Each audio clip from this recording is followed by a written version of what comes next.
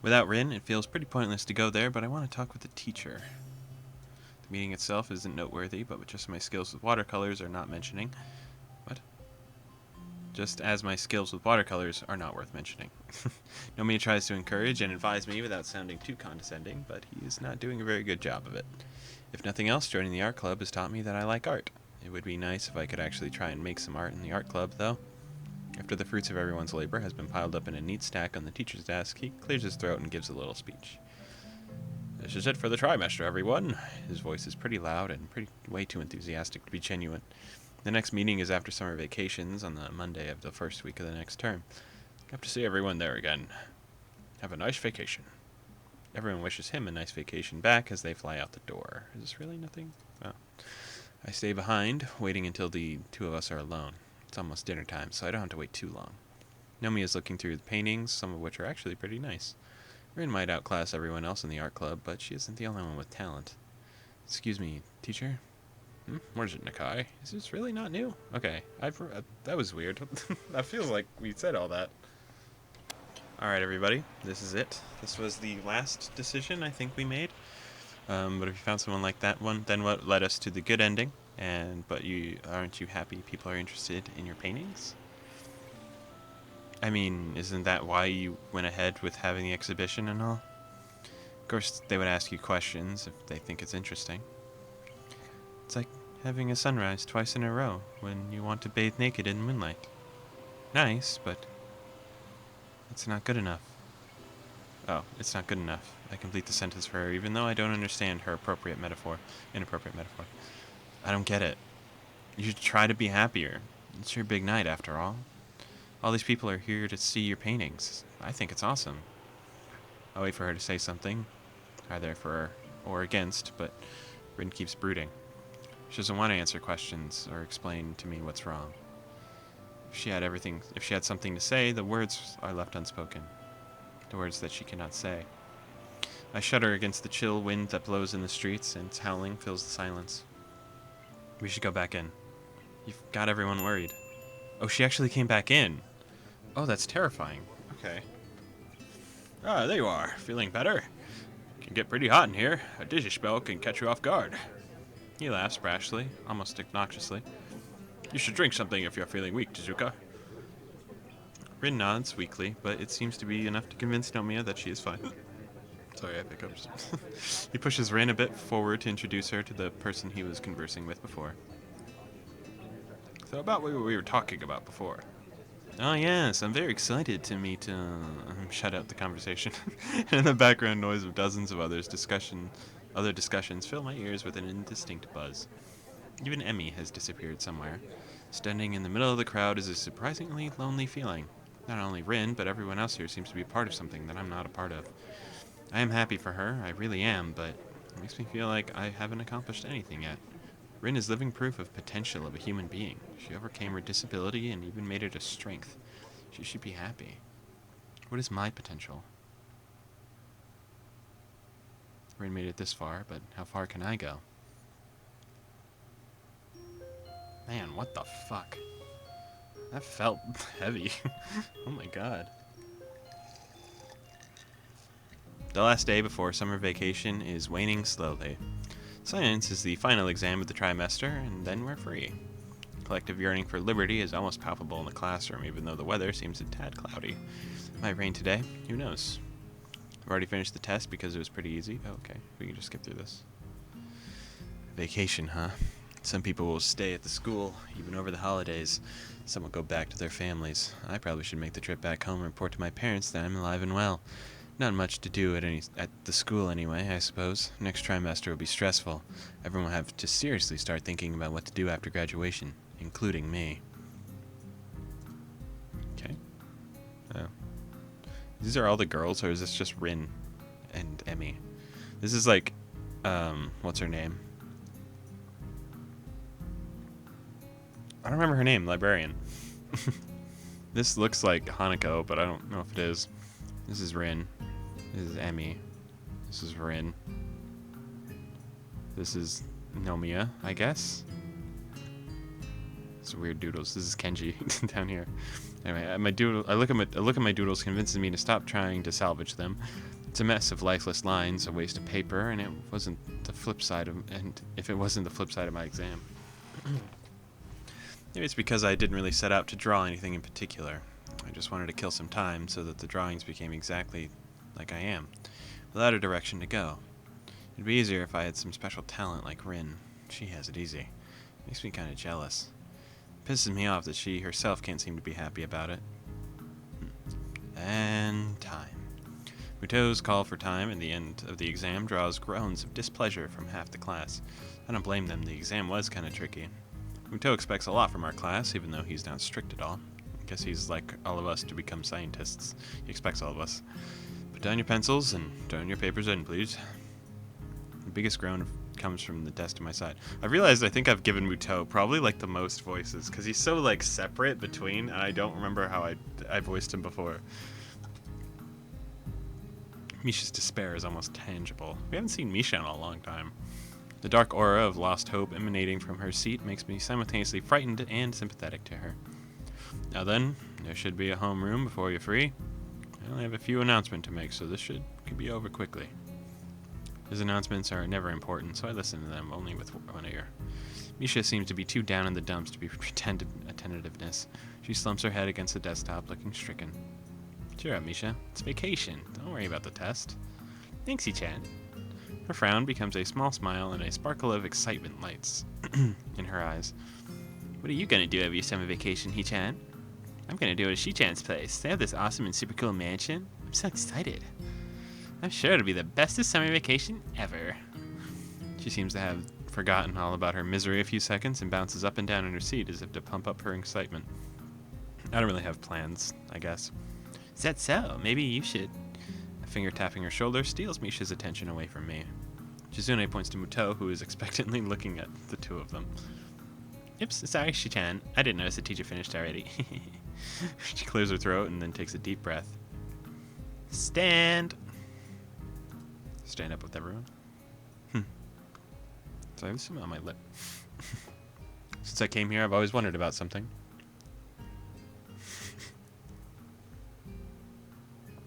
What do the wheelchair-bound students think of this daily tradition, being unable to do it properly? My man.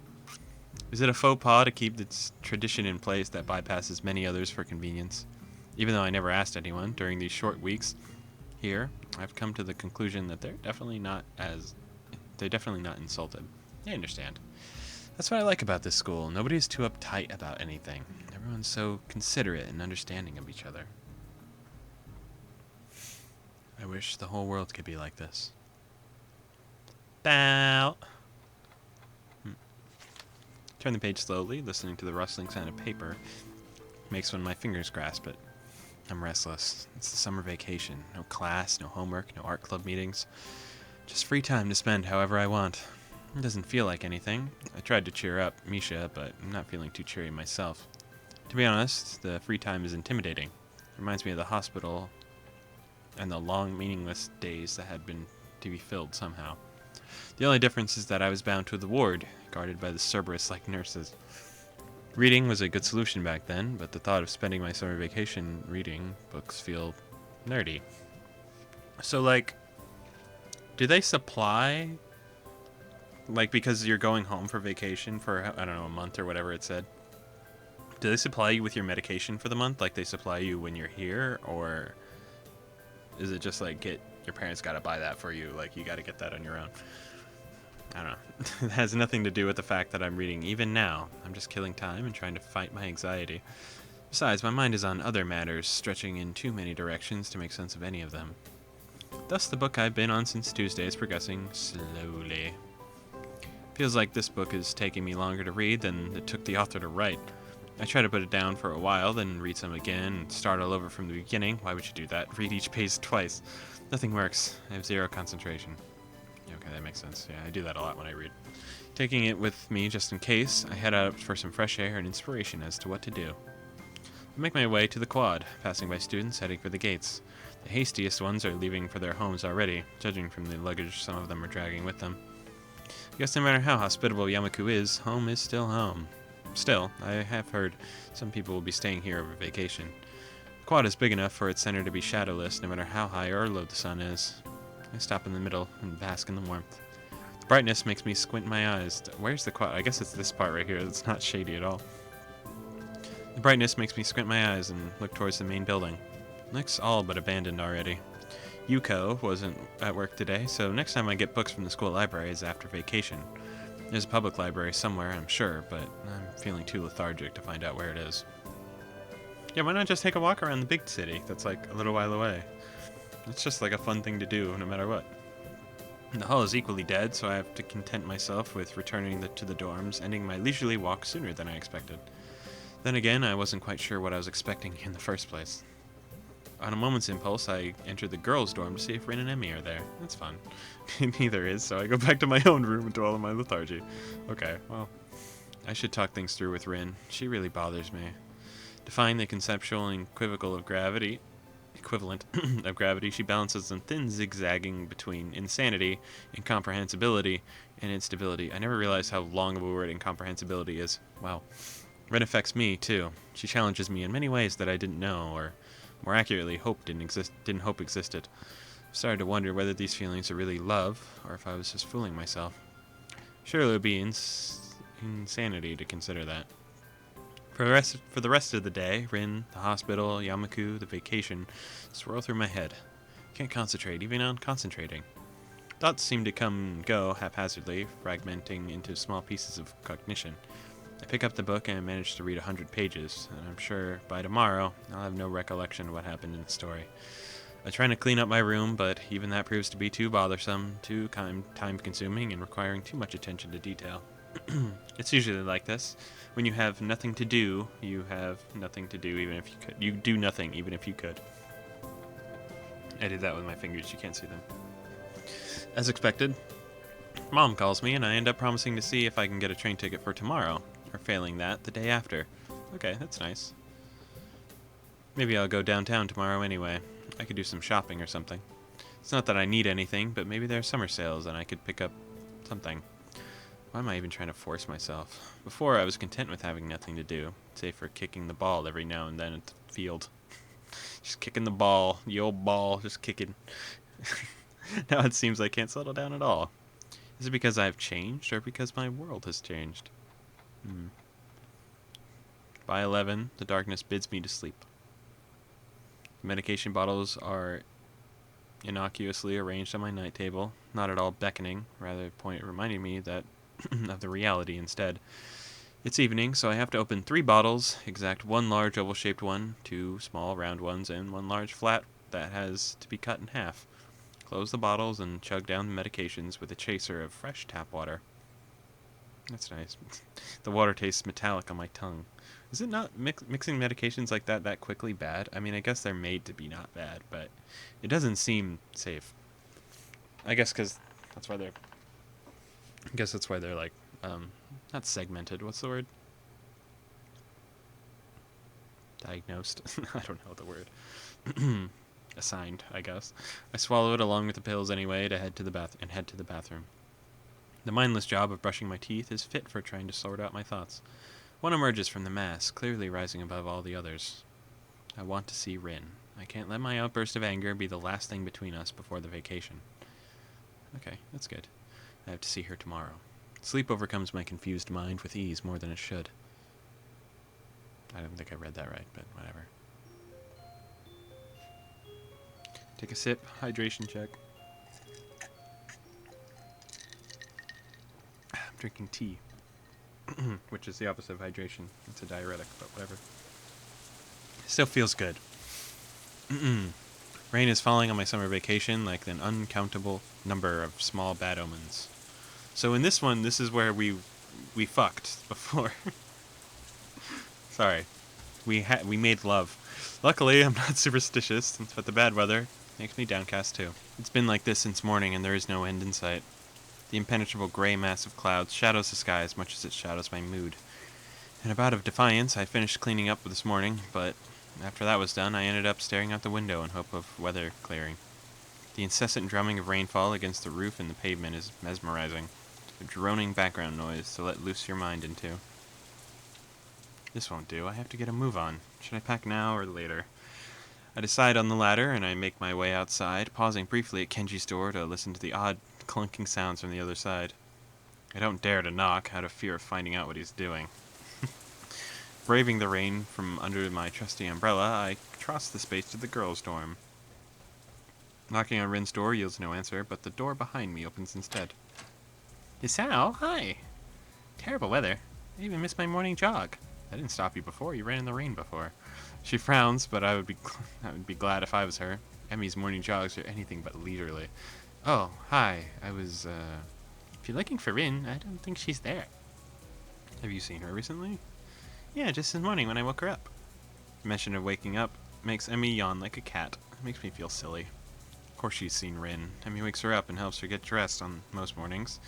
Even makes her lunch boxes every now and then. They're like sisters, even though they seem to have nothing in common. Well, they have green eyes. I wonder which one is the elder sister. Probably Emmy, against all odds. Rin's, maybe because Rin's taller, but Rin feels like the lazy older sister. Kind of like, Yui and Ui from K-On! Sorry, that's a weird... She's diligent, even though she gives the feeling of someone who would be a total airhead. Why does it feel Why does it feel odd that she is so dutiful under that cheery grin of hers? I know this is Rin's route, but he feels like he's in love with Emmy. Like, when he talks about her, he's always like, God, she's just so perfect. It's crazy. It's like, bro, we aren't here for her. She left for the gallery a few hours ago. Hey, are you listening? Maybe I'm making a funny face or something, since Emmy tilts her face quizzically, looking at me with her eyes round and inquisitive. Her innocent face seems to request my attention. Yeah, I'm listening. Can I ask you a question? Yeah, of course. She furrows her brow, licking her lips as if to prepare for something. Why do you care so much about Rin? Ugh. I mean, you probably hang out with her more than I do. We've even slept in the same bed sometimes until, lately. After she banned you because you ravaged her hair? Sorry, that was a shock of horror widens Emmy's eyes at least twofold, making them seem even more saucer-like than usual. That's a cute face. We've never seen that. While a healthy blush rises on her cheeks and ears. She told? Oh, I'm gonna strangle that Rin or something other. Horrible. Something other horrible. I hold back my laughter, lest she direct her disdain at me. Emmy recuperates quickly from the embarrassment and seems to forgive Rin in the same instant, getting her to focus back on me. Anyway, are you in love with her or something? Uh-oh. This feels like an elder sister questioning a suitor. Emmy's kind of nosy, and not in a good, happy way, even if there is one to begin with. She'd make a good partner for Misha, to be honest. The horror. That's already your second question, so I don't think I have to answer. I try to conjure up a front made by pure crystallized cool and uninvolvement. I wonder whether I managed to fool even myself. At least Emmy is wagging her eyebrows dangerously. Oh my god, her face is crazy! What the fuck? With a nasty smirk on her lips. Is that a yes? No, it's not a yes. God damn, she looked so creepy before. Obviously unsatisfied with my refusal to answer her way too intimate question, she has enough sense to back off. Doesn't stop her from sticking out her tongue at me like a kid and giggling again. If that's your answer, I don't think I have to talk with you anymore. It's easy to say that she's not really angry. Besides, I have to go pack now. I'll be worried if I miss my bus. See ya. Yeah, bye. Holy shit. He's totally in love with Emmy. Like, he doesn't feel like he is, but he is. In a fun way. She retreats back to her room, leaving me alone in the hallway. What's between me and Rin is not her business, right? And so I ended up not saying anything about our fight to Emmy. Rin must not have said anything either. I'm sorry, talking as Emmy hurts my throat. I'm gonna hate... Actually, these next two playthroughs are gonna be annoying. No, wait, Lily is next. After Shizune. Never mind. I was gonna say, doing Misha into Shizune... I mean, not Misha. Well, I'm gonna be talking as Misha a lot of the time in Shizune's. And then going to Emmy would have been so bad for my throat. Thankfully, we have the Lily buffer in the middle. I guess, even though they're friends, there are things they don't talk about. Do you talk about everything with your friends? I don't. Jesus. So, if Rin is at the gallery, I'd have to go all the way there. Now that I mentioned to get out of my room, I suppose it's not that much of a bother to go downtown. I could go get a ticket, but the train back home will have to wait, at least until tomorrow. No way I'm going to carry my baggage to the train in this rain, even if there's not that much of it.